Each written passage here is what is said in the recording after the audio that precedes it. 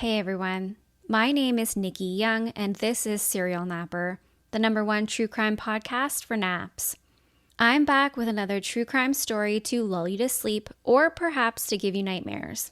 The story of the unsolved disappearance of 8-year-old Relisha Rudd is particularly tragic because in her short life, she had already survived so much: neglect, poverty, homelessness, and a cycle of trauma within her family. Her mother, Shamika Young, grew up in foster care, struggled with behavioural issues, and at one point even had to be placed in a mental facility. Now, Relisha was living with her mom, stepdad Antonio, and little brothers in an overcapacity homeless shelter. It was here that her mother would entrust her to the care of a shelter worker, a janitor named Kahlil Tatum, who had taken a special interest in the little girl. After Shamika handed her precious daughter, Relisha, over to this practical stranger, 30 days would pass before anyone noticed that she was missing. It was actually the staff at her school who felt that something was amiss when they were given a note from her mother stating that she was absent due to health issues. Authorities would learn that the note, signed by Dr. Tatum, was actually written up by the janitor at the shelter, Kahlil Tatum. An investigation into her whereabouts would reveal 2 sightings of Relisha at hotels in the area, where she was seen walking down the hallway with Tatum. On the same day an Amber Alert was put out for Relisha, Tatum's wife would be found shot dead in a hotel room. Shortly after that, Tatum himself would be discovered deceased from an apparent suicide, leaving everyone to ask the question, where was Relisha Rudd? 10 years have passed since Relisha vanished. Her family remains hopeful that she's alive, while police have stated that this is now a recovery mission. In any case, it's time that she is found and brought home. We're going to talk about the incredible little girl known as Relisha Rudd, the ways that she was let down by basically everyone in her life, the details surrounding her disappearance, and where the case is at today in 2024. So let's jump right in. Relisha Rudd was born on October 29, 2005 in Washington, D.C. to her mother, Shamika Young. Her father wasn't in the picture. Shamika became pregnant by Irving Rudd when she was just 19 years old and he was 34, so it was a really unhealthy age gap. Beyond that, this man had been convicted of killing one of his other children years before Relisha was born, leaving Shamika to raise her daughter on her own, at least in the beginning. That is until Shamika met her boyfriend, Antonio Wheeler, in 2008, when Relisha was just 3 years old. So Antonio became her stepfather from a really early age, and she just saw him as dad. Relisha was a proud big sister to her little brothers and was said to be like a second mother to them. The family had lived in a small apartment located in the diverse community of Congress Heights, D.C. Things were really difficult for Relisha from an early age, and Child Protective Services had to be utilized at least 3 times, including one instance where it was alleged that Shamika had physically abused the children. Shamika also had a history of child neglect charges. The first investigation in 2007 alleged that the family was living in squalor. The home was very dirty and unsafe for children, and there wasn't enough food in the cupboards to go around. Even though there was said to be a lot of love in the home, love simply isn't enough, and Shamika was failing to care for her babies properly. Somehow, Shamika was able to keep custody of her children, and it was likely due to the lack of foster care resources. They probably just didn't have anywhere to send her or her little brothers. While Relisha's living conditions weren't the greatest, thankfully there were other adults in her life to ensure that at least the bare minimum was being done. She had her grandmother, Relisha Young, and her aunt Ashley in her life. Otherwise, things likely would have been even worse for Relisha. In an interview with the Washington Post, Relisha's former cheerleading coach, Shannon Smith, recalled how the little girl loved hugging everyone that she came into contact with. It was during one of these hugs that Shannon had noticed it had likely been a while since Relisha had been bathed. So together, they developed a routine of self-care, where every morning Relisha would visit the nurse's office with Shannon to wash up and apply lotion to her skin. Relisha would come to school with dirty clothes, and it was obvious that she was being neglected at home. The family moved from place to place, shelters and hotel rooms, so there wasn't really any consistency in her life. Despite all of the troubles that Relisha had to endure from a very early age, she was said to be the kind of person that you fall in love with immediately after meeting them. She has been described as kind-hearted and sweet with a positive attitude, and this kid loved to dance. Relisha was also very mature and responsible for her age, probably because she had to grow up quickly and deal with adult issues like poverty. She was known to care for her little brothers and other children in the neighborhood, as well as help at home with the housework. It wasn't always easy, but it was life as she knew it. In 2014, Relisha's family was unfortunately evicted from their apartment due to non-payment of rent. They would move into the DC General Homeless Shelter, infamous in the area for being overcapacity and highly dysfunctional. When I say that this shelter was inhabitable, I mean it. At any given time, there were around 800 people suffering from homelessness living at that shelter, way over their capacity of under 200 people.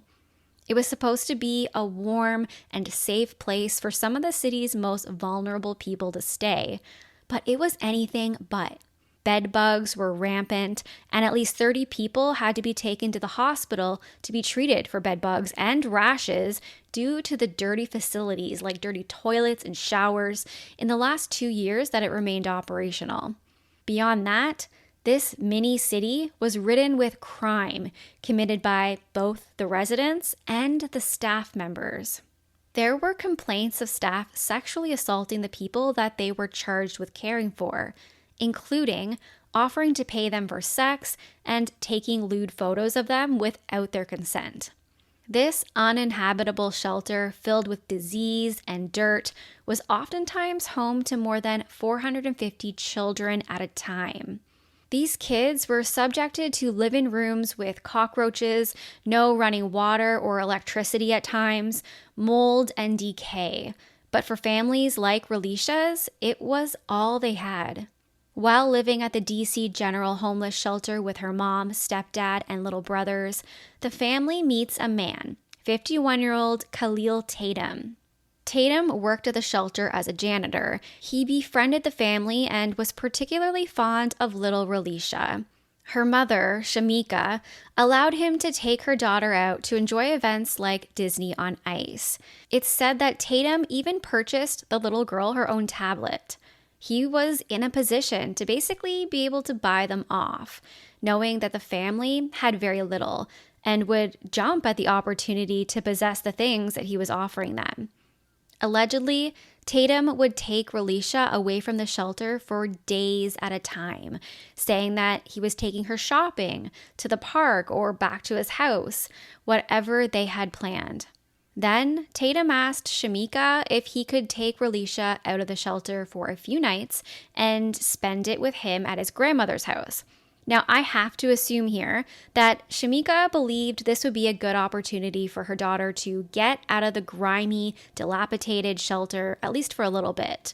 But she trusted this stranger with her baby far too much. Off Relisha went with this janitor who was known to be inappropriate with some of the younger girls living at the shelter.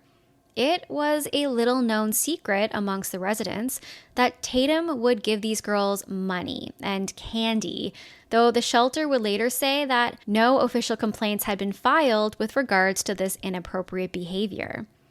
At the end of February 2014, Relisha left the shelter with Tatum, and Shamika had no idea that this would be the last time she'd get to see her baby girl. A few nights would turn into a week, and then another week. The exact details surrounding what Shamika knew and didn't know are murky. What was Tatum telling Shamika each time that he saw her at the shelter and hadn't returned her daughter to her? Did he make up an excuse that Shamika believed enough to let slide?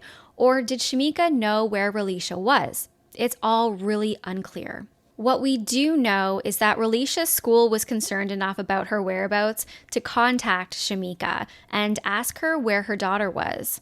Shamika told them that her daughter was suffering from a severe migraine condition that was keeping her out of school, and she brought them a doctor's note to prove it. The note, which said that Relisha was being treated for a neurological condition, including migraines, was signed by a Dr. Tatum. Still, Relisha had 10 unexcused absences from school, so the administration was required to notify DC's Child and Family Services Agency. About a week later, a social worker visited the shelter to speak with Dr. Tatum directly about Relisha's condition. By this point, she had already missed almost 3 weeks of school without a written excuse, so they had called Dr. Tatum on the phone to set up an appointment where they could get some more details about what was causing her to miss so many school days. Dr. Tatum did not show up to this meeting, so the school social worker went to the shelter directly and asked one of the case managers about this Dr. Tatum and what the treatment program was, what the plan was. To his shock, the social worker was told that there was no Dr. Tatum. Instead, the social worker had been speaking to Kahlil Tatum, the shelter's janitor. This was the same Tatum that Relisha's mother had claimed was treating her daughter's medical condition.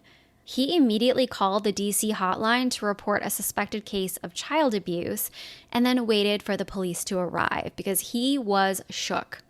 Something was clearly very wrong here. Why would the janitor be signing his name as a doctor? Where was Relisha? This is when an official investigation was launched to find out where Relisha Rudd was. But first, they needed to find out where Kahlil Tatum was. Tatum was a 51-year-old married man who had a way with words. People tended to gravitate towards him and believe the things that he said.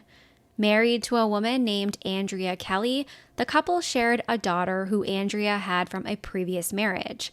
Much like Relisha and her family, Tatum had his own struggles with poverty and the law. He had been in and out of jail pretty much his whole life, serving time for burglary and larceny. At times, he and his wife struggled with addiction and keeping a job, but they were pretty well liked amongst their friends and acquaintances. As I said, Tatum had a way with words, because given his criminal history, he should have never been allowed to work with vulnerable adults and children at the shelter. But he was hired by the nonprofit organization Community Partnership for the Prevention of Homelessness, initially as kitchen staff, but later he was moved to an open janitorial position. Some shelter residents called him Godfather, and many of the parents trusted him to be around their children. He showered them with kindness, gifts, and money, things that they lacked and dreamed of having. So it's not difficult to see how this situation unfolded. He continued to work at the shelter while breaking several of their rules, including the no fraternizing policy. The shelter would claim that there were never any complaints filed, so they had no idea. But in speaking with the people who lived and worked at the shelter, this just isn't true. People took notice that he built relationships with many of the residents, particularly the young girls, and nothing was done to stop it. On March 19, 2014, Relisha's mom and stepfather, Shamika and Antonio, were both questioned by the police. Shamika was insistent that Relisha was fine and safe, staying with Tatum, and the police were just making a big deal out of nothing. However, when the police visited Tatum's home, they found it to be completely empty. There was no sign of Tatum, no sign of Relisha. Investigators then had to be the ones to tell Shamika that her daughter was, in fact, missing, which is really sad that it wasn't the other way around. It's like Shamika didn't care enough to notice. As for Antonio, the stepfather, well, he said he was working a ton, so he just trusted whatever Shamika told him with regards to where her daughter was. The following day, on March 20th, the police sent out a news release with the known details of Relisha's disappearance. They state that the 8-year-old little girl had been missing for 19 days and may be in the company of Tatum, the last person to allegedly see her alive. That same day, the body of Tatum's wife, Andrea, would be discovered in a motel room located in Prince George's County. She had been shot in the head. Surveillance video would show Kahlil Tatum and his wife checking into the motel and then going to their room the evening prior. According to their daughter, the couple went to the motel because the heat in their home wasn't working. That's at least what he told her. The following morning, only Tatum would be seen leaving the hotel room alone, making him suspect number 1 in the disappearance of Relisha Rudd and the murder of his wife, Andrea. There were murmurings about the married couple's crumbling relationship. Some believed that Andrea was getting ready to divorce her husband. Is that why he killed her?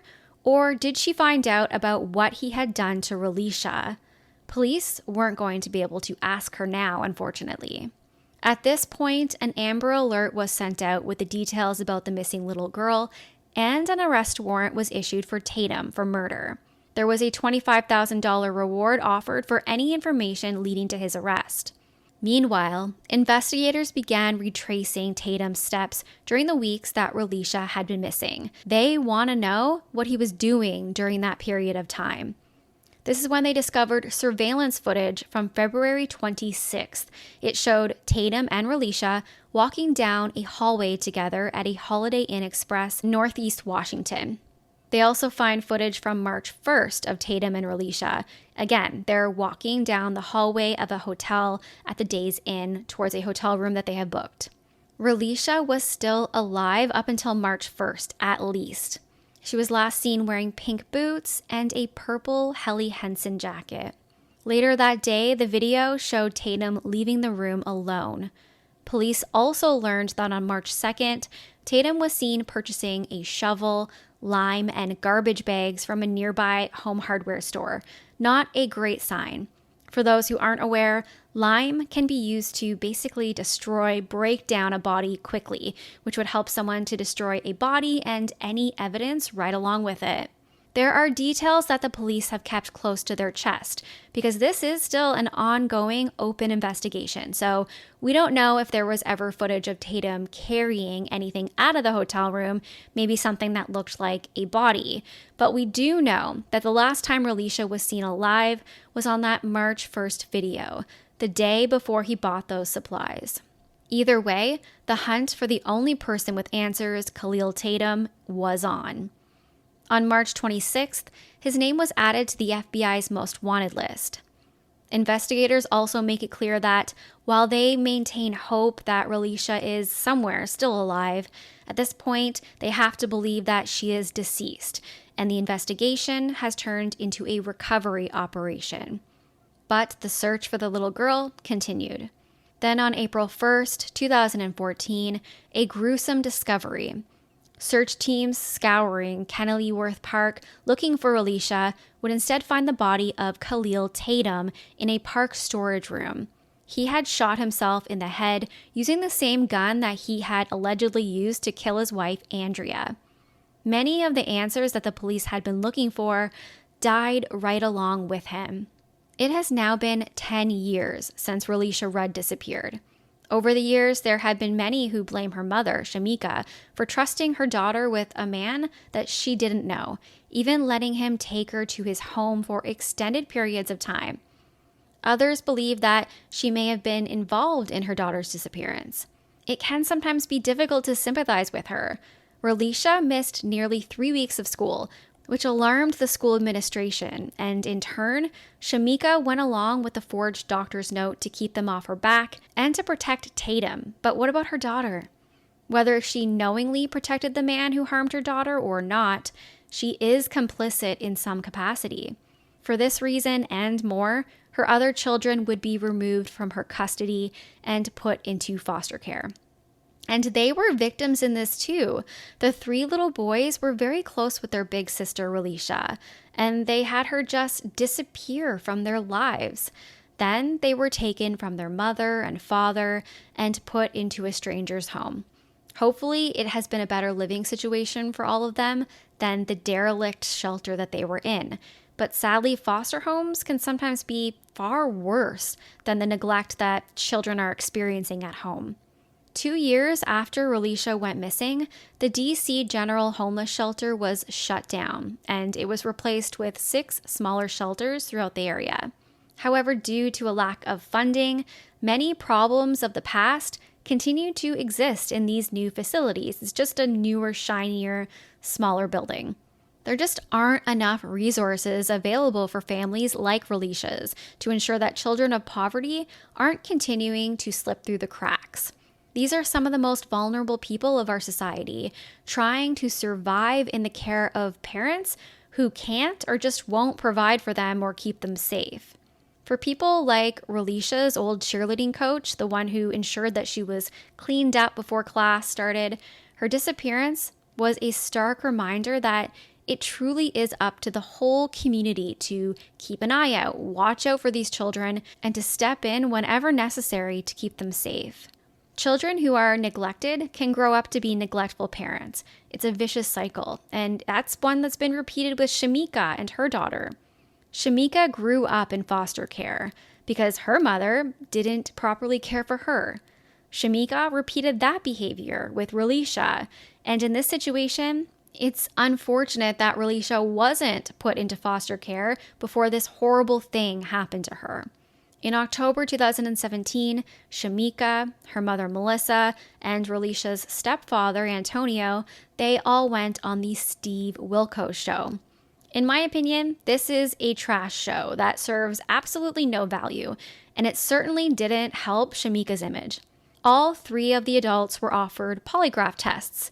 I'm not sure if they were done by actual professionals or just some of the regular staff members, but Relisha's grandmother, Melissa, and stepfather, Antonio, both took and passed the test. Shamika refused to take it, and for this, I can defend her. I can understand why. I've mentioned it before, but those tests, they're not 100% accurate. And so because of that, it's never a good idea to take one. The results will never be used to exonerate you, only to prove your guilt.